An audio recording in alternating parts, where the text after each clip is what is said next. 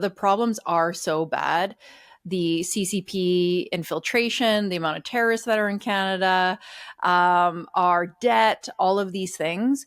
Unless you have someone coming in that is like a Trump, and by that I mean someone really extreme that's like, we're burning down everything. Everything is being dismantled. Our whole parliamentary system, everything has to go.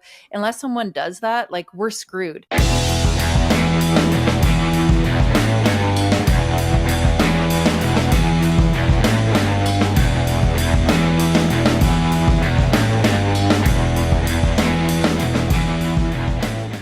Karla Joy Treadway, we meet again. It is so nice to see you. We're back. Yeah, we were so cocksure and confident in our last conversation, and now here we are in the aftermath of the Canadian federal election. What are your thoughts? I was really surprised. Like, I don't know, maybe it was like just foolish hope.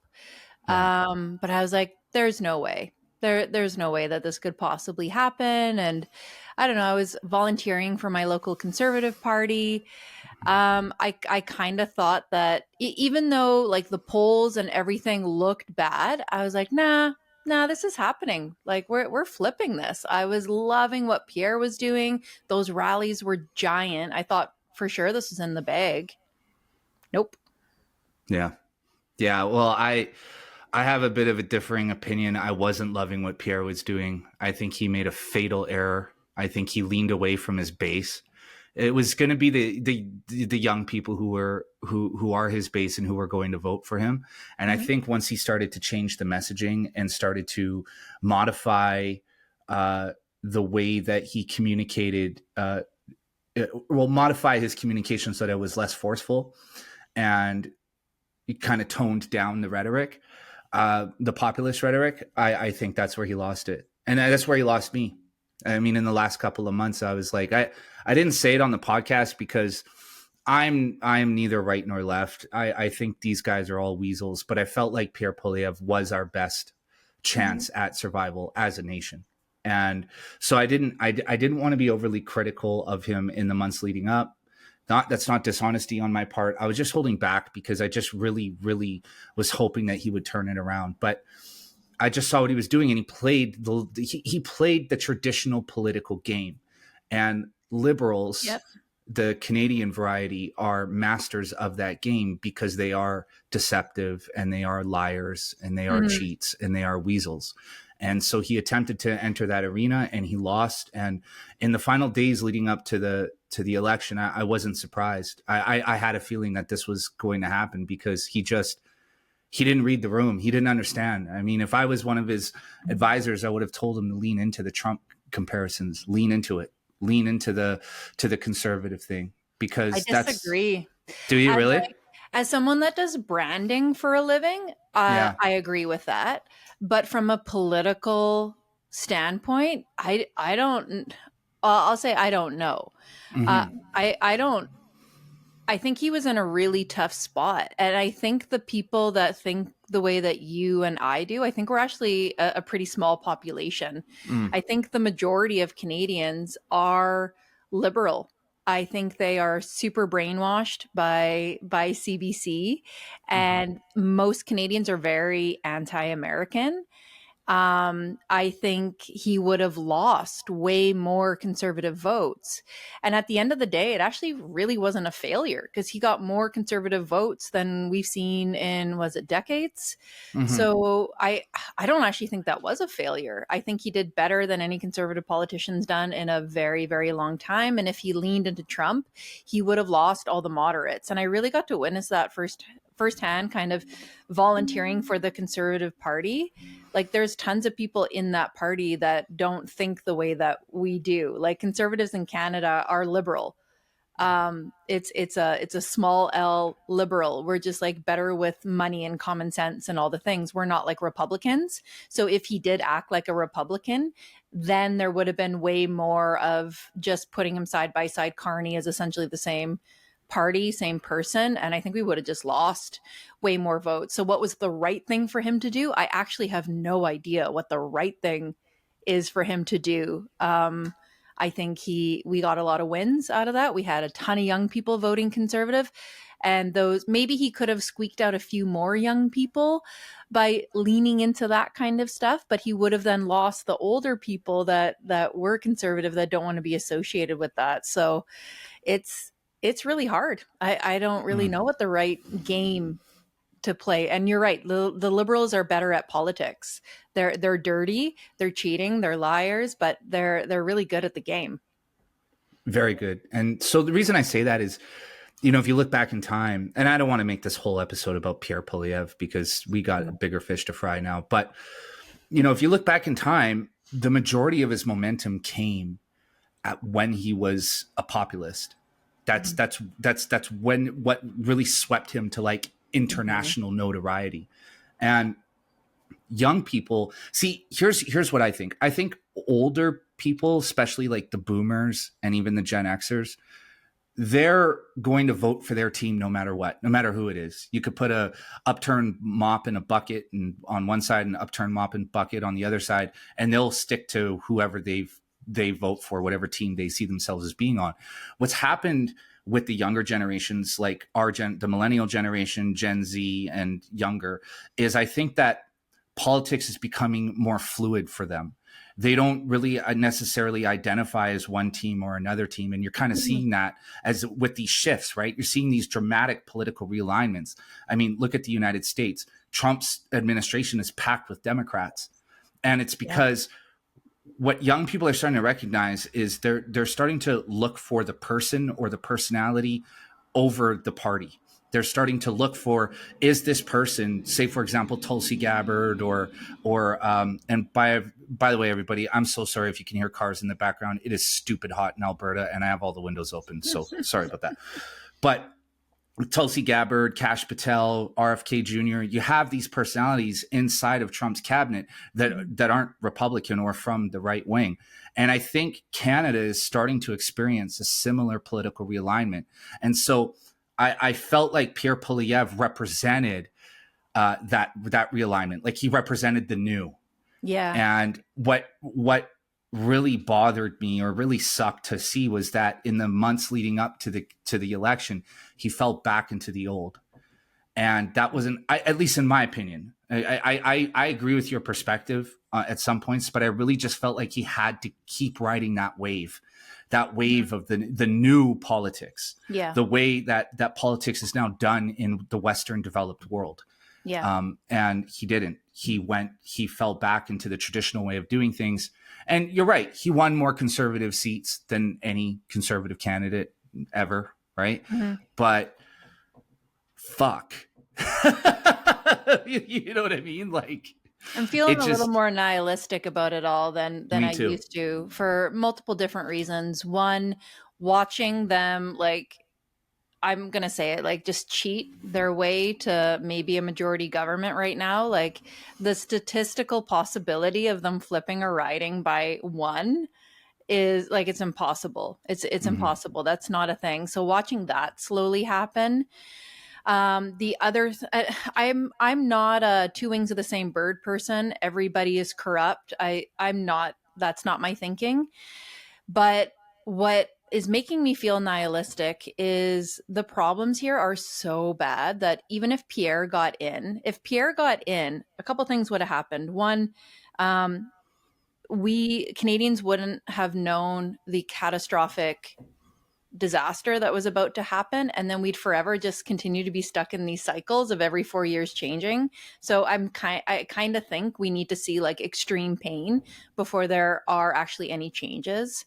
The second thing that I'm witnessing is the problems are so bad.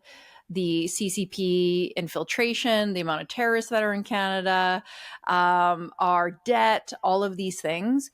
Unless you have someone coming in that is like a Trump, and by that I mean someone really extreme, that's like, we're burning down everything. Everything is being dismantled. Our whole parliamentary system, everything has to go. Unless someone does that, like, we're screwed, which is why I think that Mark Carney didn't make a budget. he can't, it's not that he can't, it's that he can't actually show people how bad things are right now. And I think that that's actually the state that we're in. So even if we get a really good person in there, unless they're willing to like do something drastic, which politicians seem to play the politician game and try and keep everybody happy. I don't know, like just take Chinese interference, for example. How do you fix that at this point? Like we need them. Like our economy is so embedded with theirs. Like that's why politicians never call them out. It's like they can't. So even if you get the good guy in there, the good guy gets in there and he like learns the backstory and he's like, oh, we kind of actually have to keep this rolling. Like we're really stuck.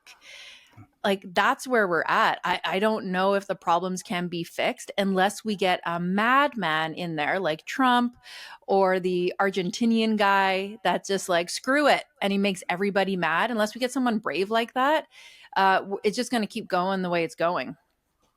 So that leads, I completely agree with you actually on that. I think, you know, we need to go Elon Musk autistic chainsaw to the whole thing. Yeah. It's the only way to save it. And I've never been one of those people. I've spent a lot of my life reading about revolutions and how messy and disastrous and catastrophic they can be. And so I've always, like, whenever the term revolution enters the picture, I've always been very apprehensive about it because a lot of times you end up with something much worse than what you had going in. But sometimes, yeah. In this circumstance, it has to happen. It's the only way. And now this is my question to you. Do you think Canadians would ever vote for a candidate like a Javier Milei or a Nayib Bukele or a Donald Trump? Definitely not. That's why I think Pierre's team was correct. Like if he even got a little too Trumpy, they wouldn't have voted for him. So would people vote for someone even more extreme? Not unless they can't feed their kids. But we're getting there.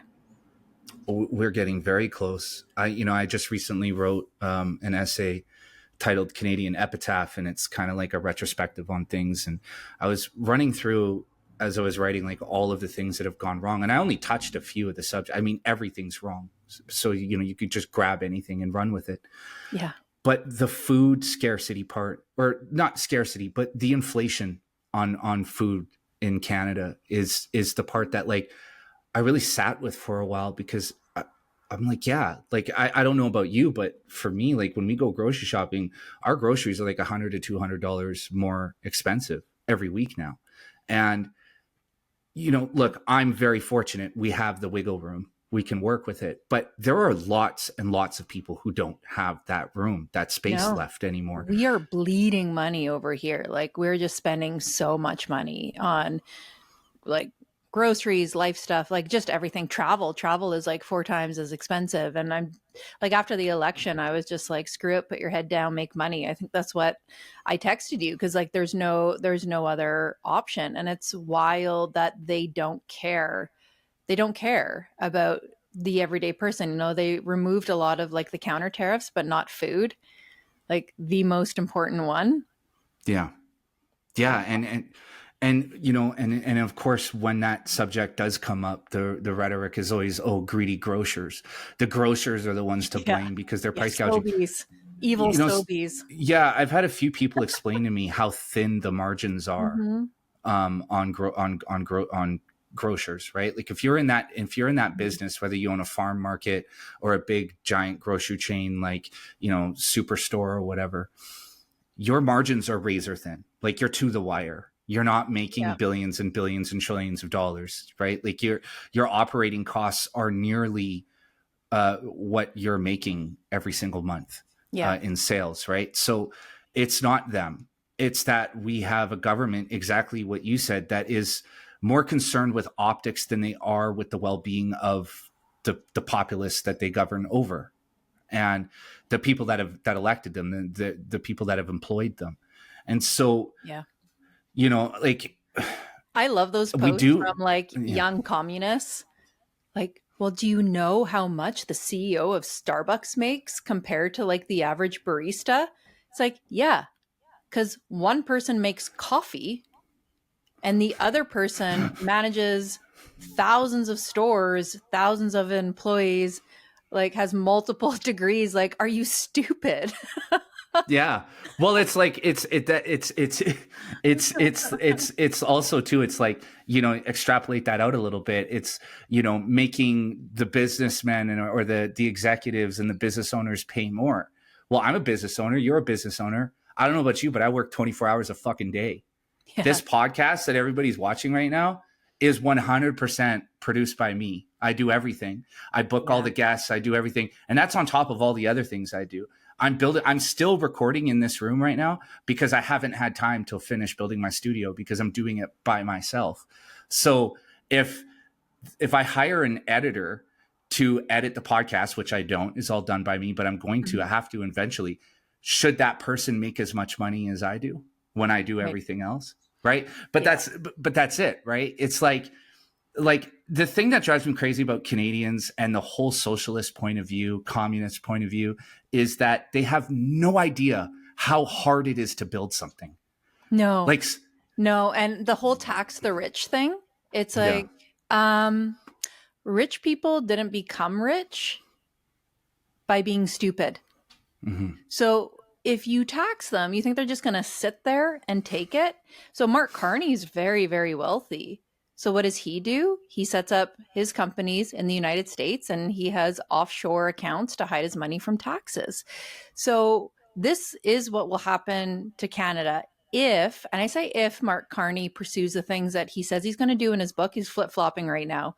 But if he does pursue these like socialist far left agendas, all the entrepreneurs, the innovators, and the corporations will just leave Canada because they're not dumb. They're going to go to the United States to prosper. I'm in so many masterminds and circles of entrepreneurs right now where they're all after their E2 visas right now and they're all jumping ship. So we're going to have America prospering and all the entrepreneurs and big thinkers and problem solvers are going to go there, and we'll have all the victims and the communists over here, and America will get richer and richer and Canada will get more and more poor. The only thing that could stop that, which is a terrifying idea, I think it was Unifor that put it out. I heard that they wanted to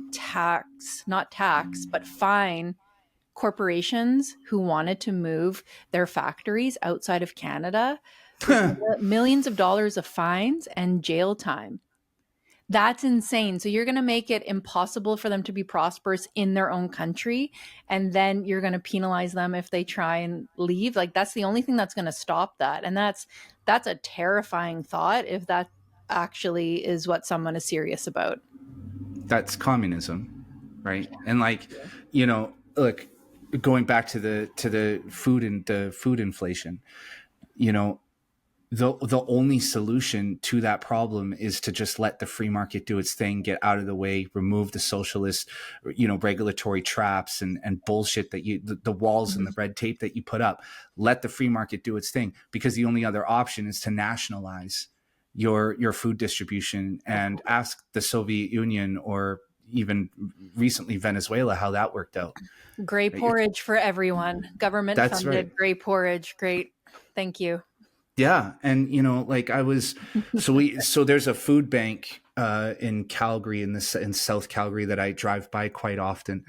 And the thing that really is astounding to me is the lineups there. Yeah. And like, it's not just like the people that you would expect to see there. It's Audis and Toyota 4Runners and you know what I mean? Like higher end vehicles waiting in line, because now look, does somebody who drives an Audi, should they be at the food bank? Yeah. Maybe sell the Audi and, and downgrade a little bit. But the point is that it's a lot of people who are there now. So I have two girlfriends that run a food rescue program here. Yeah. So they take food that's about to be expired from the grocery stores, and then people can come and pick it up for free. They're saying right now it's mostly immigrants taking it. Yeah. Yeah. It's I can say just from the sample that I've seen and the people that I've talked to in my community, it's mostly Ukrainian refugees and, mostly Ukrainian refugees for the most part, but it's also a lot of Nigerian and Indian immigrants too. which, you know, just goes to show that this whole idea of funneling millions of people into our country for really no reason at all, other than to make a few bucks on student visas, was extremely short-sighted, right? I love when I make commentary on this and then people will attack me saying, well, you seem like you're doing just fine. Like they're like, I saw you in a boat. Anyone that has a boat is like totally fine. Yeah. And I did a post the other day. I was like, yeah, I'm successful despite what the government has done. They in no way, they have only been a burden and a hindrance to my life. And despite that, I am successful because my husband and I are both entrepreneurs. We're very smart with our money. We work our asses off. No matter who's in charge, we will be. I could be successful in Cuba. Like no matter what, like I'm gonna be okay. That's a mindset and a work ethic thing. I'd probably be way more successful if it wasn't the liberals in charge, for sure. So that's just such a like victim mindset. Like, or like, let's listen to the people that are successful when they're critiquing the government, because I'm not complaining for myself. I'm complaining for the 1 in 4 Canadians that have food insecurity. I care about the kids that are on the street, the people in the tents. I actually want to do something about that, not just ignore that and let that continue on. Totally. And I'm in the same place. Like, I'm a hustler, man. Like, if you put me in a situation where I got to find X amount of dollars, I will find the money. Yeah. You know, I will make it happen. So I'm the same way. Like, I'm not talking about all this stuff because it's, you know, directly concerns me. It concerns me to see people in pain, you know, and like my neighbors going to the food bank, and I live in a nice neighborhood. Yeah. It concerns me to see people arrive here from Ukraine thinking that they're getting a new life, and instead are just tossed into basement suites and told to figure it out on their own, and going and lining up at the food bank. Look, just because they're not from here doesn't mean they don't realize that they're begging for fucking food, basically. No. Or let's talk about like housing. They're trying to normalize having substandard housing. And anyone that says, actually, this isn't acceptable living, to live in something that's 600 square feet. And like, let's say you're on the street and then you move into that. Of course, that's an upgrade. But to try and sell this idea that it is acceptable to live in a tool shed or like a sea can, like, look, if you were destitute and that's all you have, like, that's great. But they're trying to normalize that for everyone. And then Mark Carney's company wants to just like rent that out to you too and profit from that. Like, and then, yeah, people are shamed for even talking about that. And like, no. Like the dream is for most people, a house, some space, a yard. But we're planting the seed into people's heads that, oh, that's selfish for you to want something like that. Like, no, it's not. And in Canada, we got a lot of space.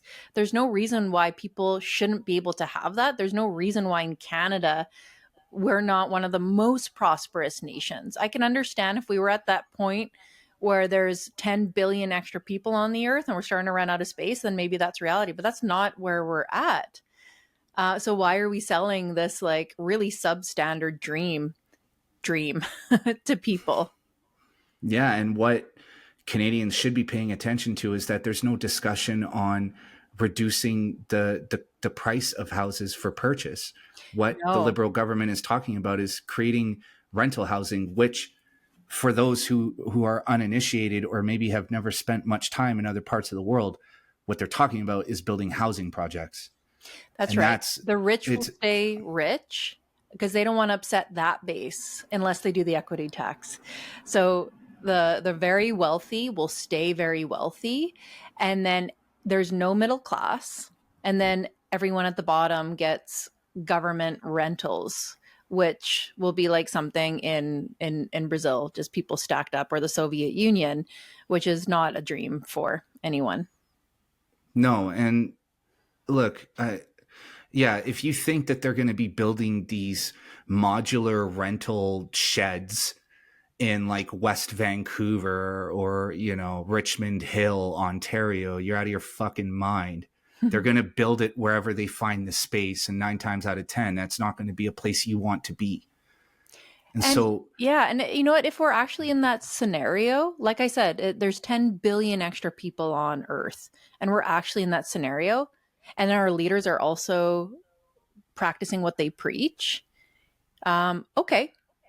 Like I can actually consider that. But when you have our leaders with multiple homes flying around on their private jets and they're saying, actually, you guys got to live in a closet and you're never going to travel again. I'm like, fuck you. Not a chance. Totally. Oh, and that's it. Like that's, a lot of what I'm doing, we're both parents, and a lot of what I'm doing I'm motivated by the love that I have for my children and my desire to see them successful in their lives. And I can see the walls closing in and the curtain slowly falling on their future.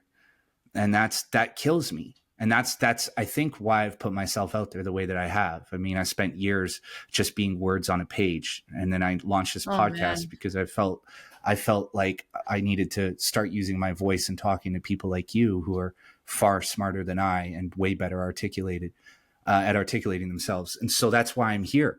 And that's my real concern is like, look, if this is what it is for us and, we're able to squeak by somehow, that gap is going to close for our children. I have a really hard time with this. So I have 2 girls. They're 12 and 15. And one is like super disciplined and like likes hard work. The other one's kind of cruisy. And I don't want to tank them about the future, but I also don't want them to play games. So I try and drill into them all the time, like work ethic. Like I'll tell them like either your path is you are like a super nerd and you want the scholastic route, but if you want the scholastic route, like you're going to be a doctor or like a computer engineer. I'm sorry, like the follow your heart thing. I hate to say this, but like the follow your heart thing, like go and get like an arts degree or psychology. I'm like, those days are done. So if you're going to go scholastic, you have to pick a career that is money making, or you're an entrepreneur. Like anytime that they complain about school, I tell them every day, I'm like, drop out. Come home, like we'll homeschool. And I've actually been trying to groom them. That's a bad word to use. Get the idea in their head that they should actually just take over our companies. Yeah. And we have a construction company and like Airbnb rentals. That's not very exciting for like little girls. But my 16-year-old is actually going to be working with my husband this summer to like check it out. But I am like hyping up that idea. I'm like, I think this is necessary. It's your choice, but this is an easy walk for you. If you just step into like what we've created, you can just like continue this on. Where like the older one was joking, like, oh, I'm going to live in a van one day and just sell feet pics. And I was like, girl, you're going to have to be a surgeon and sell feet pics. Yeah. To live in Canada. And so that's not even like a thing right now. Yeah. When I went back to Vancouver a few weeks ago, I had some stuff to deal with there. And I took an Uber and I was talking to the driver, and he is a software developer. And he was saying, I mean, this is Vancouver, so I mean, it's a different sort of scenario, but he works full time as a software developer. And then he said 4 to 6 hours in the evening or early in the morning to make extra money driving Uber because he can't make it. This is a software developer. This is $100K plus per year job that he has. Right. And so doesn't surprise me in BC either. But that's the thing is, it's like, I always joke and say like the future for all of us is, we're all going to be jerking off on OnlyFans for 5 people to try to make, to try to buy groceries. But that's almost where we're going, right? Like that's almost where we're heading. And so, I don't know what I expected to change with the outcome of this election in Canada, but for a fleeting moment, I had hope that it was possible for us to course correct. And now I don't have that hope. I'm almost like No, I'm turning my attention away from here onto other things because this is same. so bad. I don't want to see it anymore.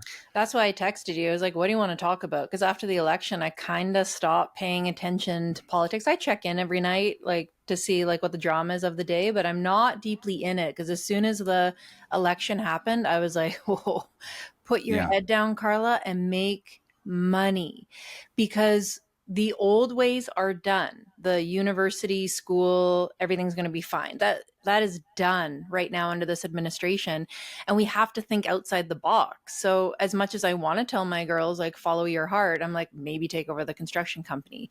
And I at the point that we're at in the economy, I don't think you can work yourself into success. You need to be innovative. So you need to know how to make money and then like take that money and invest it. Like I don't think you're going to get wealthy in Canada just working. I think you're No. going to have to I think you're going to have to buy businesses. I think you're going to have to invest.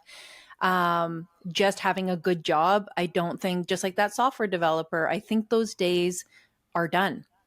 Mm-hmm. I completely agree. I think they're long gone. And that's, the set. So I've had a few people tell me this, and the person that comes to mind right now is Elliot Denyo. He's a CEO of BizShare. He's like us, business owner, successful entrepreneur, right? I don't put myself in that category, but you and him are both successful entrepreneurs. He said the same thing. Like it's just to a point where, Canada was always a place where people went if they wanted to be safe. If you wanted to work a 9-to-5 job and have enough money to buy a home and, maybe a jet ski or something for the lake for the weekends or a trailer. Mm-hmm. And, if you wanted to be like perpetually middle class forever, you came to Canada. If you wanted anything beyond that, you went to the United States because the Mm-hmm. US is where the opportunity is. It's Mm-hmm. where shit happens. Well, that whole lifestyle has evaporated from Canada. It's gone. Yeah. There is no more, like you said, working your way into wealth. It's just you're working to survive. I look around at people and, I'm lucky. I find myself in contact with a lot of people all the time. And it's like they're all automatons. Mm-hmm. That's what they've become. They're just these bots that like they're tax generators. They're just, going into their cubicle, pushing their buttons, generating tax dollars, more and more tax dollars, go home to their box, feed themselves and their children if they can afford to have children, which most people can't. And then they get up the next day and then they do the same thing. But their financial mobility is so constricted and so restricted that they can't do anything outside of that. Mm-hmm. There's no relaxed time anymore. There's no going to the lake. There's no going to Europe. There's none of that. There's no break. Mm-hmm. And that's, I feel like we're at this point where the pressure is so intense that either this whole thing is going to come apart or people are just going to go fuck that and revolt. I don't know if Canadians will revolt. And I don't want to tank anyone. I think that there are always solutions, but where I do want to grab people and shake them is the old way is done. Like the name of your podcast, right? Like this is the brave new normal. So the old way of thinking, like I don't want people just to like stay where they're at and keep working the same job and just wait for taxes to get better and inflation to get better. Like you can't. Like we got to break out of the model. And there are so many ways. I actually did 2 podcasts on this, like the 7 online businesses that you can start right now that are popular 6-figure businesses, and then also some physical ones. And you'll be surprised. Like, but people have to, if you're in a bad spot right now, like move. You have to break out of this. And like, there are surprising businesses that people are starting, both online and physical, things that you wouldn't think of that are actually really profitable. Like, bookstores was like a crazy example. I have a friend that started a window washing company because no matter the economy, there are always people with money willing to spend it. So people, if you're in a bad spot, you have to start doing your research of what can you do differently, whether that's investing the money that you have or starting a completely different business. Maybe you need to go back to school and learn a different skill. And it's time to move now, because with AI, like, this is what actually scares me. AI is moving fast. Things are changing quickly. I don't think it'll ever replace human interaction and what humans can do, but it's going to change like the workforce quickly.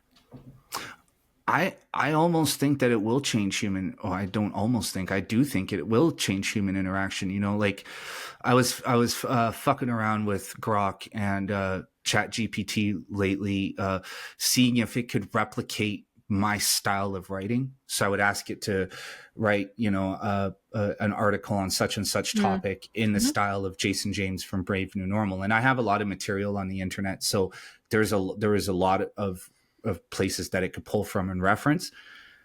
It got pretty close. Close. The only thing is with AI is that it's too clean and polished. It's missing the human flaw. I can like tell. I did a tweet today. I have to say tweet. I can't say an X. A tweet. X. There's a lot of my favorite podcasters and journalists right now. They're using AI a ton, and I can always tell, and I hate it, and I want to just turn it off. It's like it's language. What are they doing with it? Are they like creating like AI video, or? No, they're using it to like talk about the different things that are happening in the news. But a lot of them are using it right now, and I want to write them all individually and say like, please stop. Maybe just because I do use it in my business, but I'm like, I can tell like the sarcasm and the wit and the sense of humor. I'm like, I don't want to listen to a Chat GPT podcast. So a lot of them are using it to pull up like, here's the different things that are happening.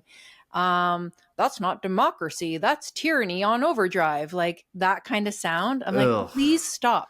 Yuck. I can tell, and I understand as someone that creates content that when you first start using it, you're like, oh, this is awesome. And it's like producing it really quickly. But I'm like, I can tell. The reason I listen to you is I like your voice. I like your opinions. I like your hot takes. Please stop using Chat GPT and reading it and pretending it like it's your sense of humor. Maybe not everyone can tell. Maybe this is just me, but like I can always tell, and it rattles me. I haven't encountered that myself. So what, they're just using AI to like generate a script? Is that it? And then they're that's so gross. It is. And then they'll like put their spin on it after. But I don't know. I think people are, it's not that they're not lazy people. They're hardworking people. But I think maybe they think people can't tell. But Karla Treadway can tell. Oh, I could tell too if I listen to that stuff. I like, you know, there is something about the human element. Like what I was going to say with Chat GPT and Grok, like with recreating my writing, they got close, but they missed the flaws. They missed the humor. They missed the subtext. And like with podcasts, I don't know if we'll be replaced by AI, at least not right away, because, you know, like there's a reason why people listen to Karla Joy Treadway or Jason James, and you and I are good examples of representing different kind of archetypes, right? Like somebody in the comment section on one of my episodes called me the dollar store Joe Rogan. And I thought that was fucking hilarious. But I get where they're drawing the parallel, because I am I am of average intelligence. I'm not necessarily a really articulate or smart. No, Karla, you're different. But what I'm saying is the reason why people listen to this stuff is because you and I are reflections of a certain personality type, of a certain type of person. And AI can't recreate that. So people relate to us because we're ourselves and we're normal. Yeah. And now, but I mean, even just fucking up the format by reading something, a script generated by AI completely removes the human element. And that's what's important. That's why people like listening to this stuff. When I was a kid, my grandfather used to listen to talk radio. And I would always be like, who listens to this shit? Like, is he the only person listening? Right? And now here we are. Like, I don't think I even really listen to music much anymore. I mostly listen to podcasts, right? Yeah. So it's like, but I also think podcasts are really successful or really popular now because I think a lot of people feel extremely lost and confused, and they're looking for people to either explain to them what's happening in the world, or people who feel the same way. Mm-hmm. Yeah, 100%. Yeah. And more on my podcast, I've been talking about more uplifting things that we did here today. I know. I was listening to one of your recent episodes the other day in my car, and I was like, "Damn, Karla, you're making me feel better about the world a little bit." We're like, lately we're talking about Jesus, we're talking about business. Mm-hmm. I'm like, you know what? There's nowhere to go but up.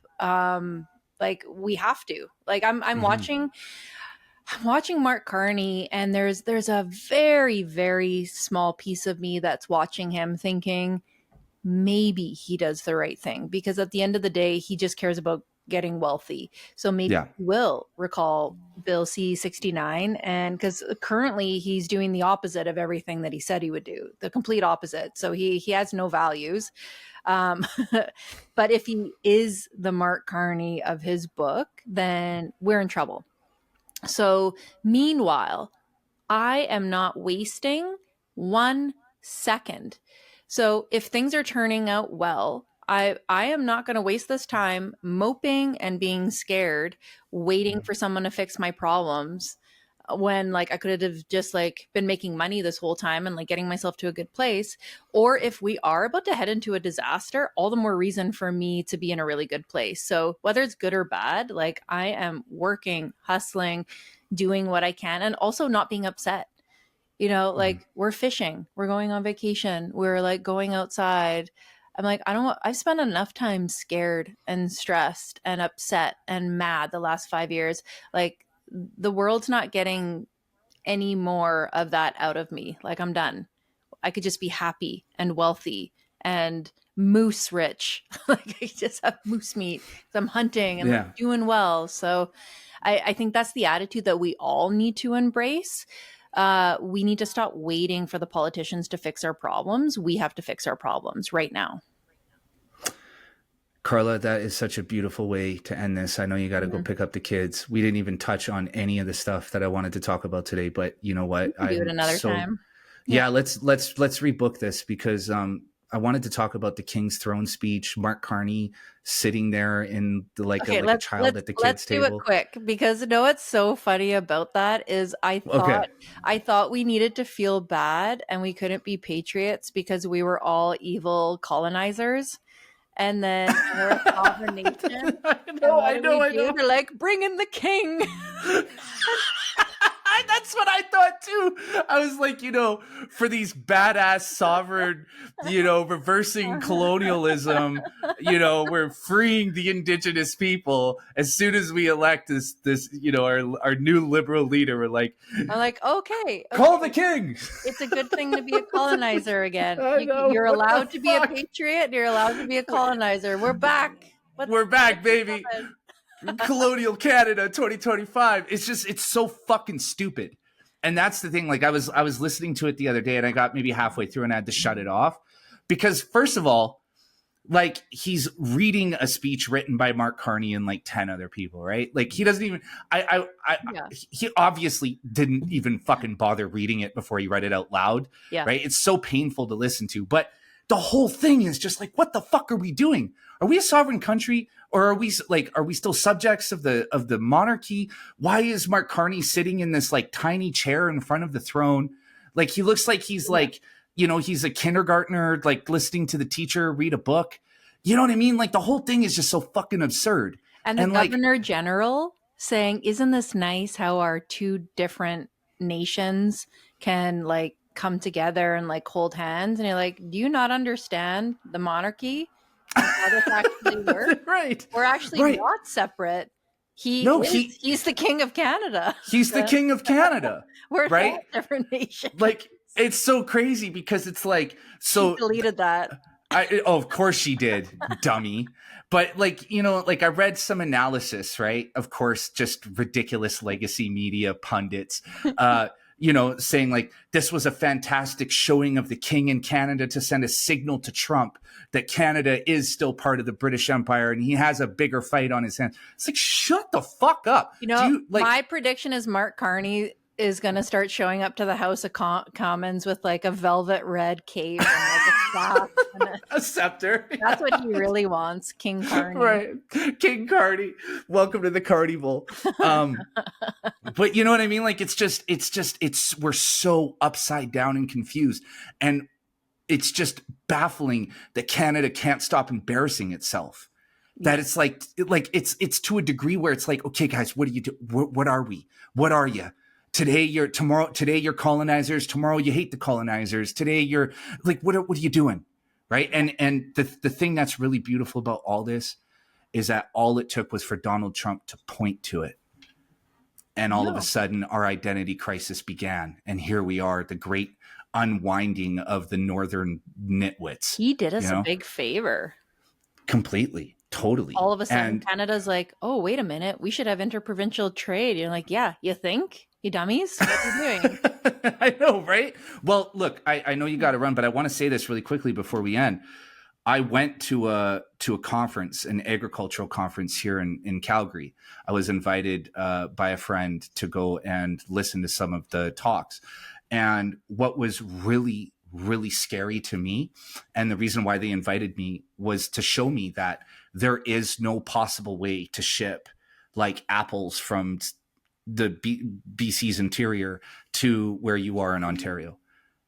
Like there's so much regulation and red tape and so many tariffs that we've put on each other that we can't actually move a lot of our agricultural products across the country.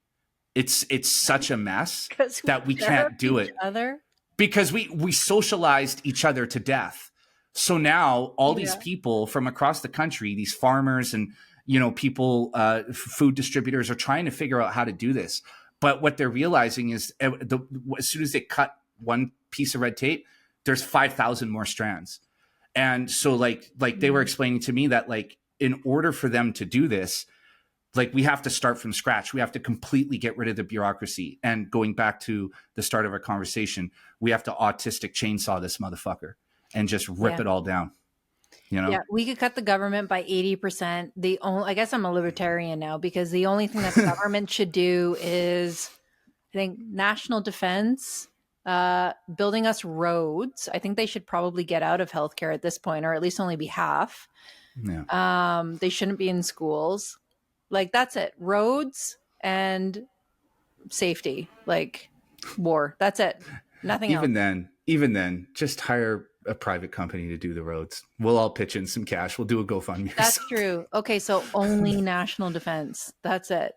Even then, I don't know. We saw how Canada's handled the military for the last 5 years, right? Like, yeah. Apparently, we're getting in on the Golden Dome, so I don't know. That is such a dumb idea, because in Canada, it sounds cool. I'm all for more defense, but in Canada, all the terrorists are already under the dome. We already let them in. So what are we building the dome for? They're going to blow it up from the inside. We're containing them in the dome. That's the point of it. The Golden Dome is like it's like a terrorist stadium where we put them all, and then we keep them in the dome. The only problem is they're in there with all of us. So how about we just stop letting them in at the border when we meet them? How about that? You're such a revolutionary, Karla. I know. You have these wild ideas. Karla, tell everybody where they can find you. Probably Instagram's the easiest place. Karla Joy Treadway. Karla's with a K. And my podcast is called The Sovereign CEO. I fucking love your podcast. I say this every time I talk to anybody from Canada, but when I started doing this, I couldn't find any podcast that shared valuable information, that explained things in simple terms. That was kind of why I started Brave New Normal, even though I was not smart enough to be doing this. But then, you came along and the guys from the Right Call podcast, and Payman Asghari from Inlay Terms. There's all these amazing podcasts emerging in this country. And I'm so happy that I've been able to grab all you guys for conversations, because you guys are everybody listening, go listen to The Sovereign CEO. The last episode you did as of today, while we were recording, you talked about faith. You talked about the faith part was the part that really grabbed me. I was listening to it in my car the other day. But there's all of these really smart young people are stepping up and doing their part, and you and Sovereign CEO podcast are one of them. So I highly recommend Sovereign CEO. and Karla still makes the best videos, the best reels ever. So follow her on Instagram. And Karla, let's circle back like real soon, because I want to go deeper into some of these subjects. We didn't get to really anything today. So let's do it again soon. But for now, thanks again, and we'll talk soon. Thanks for having me.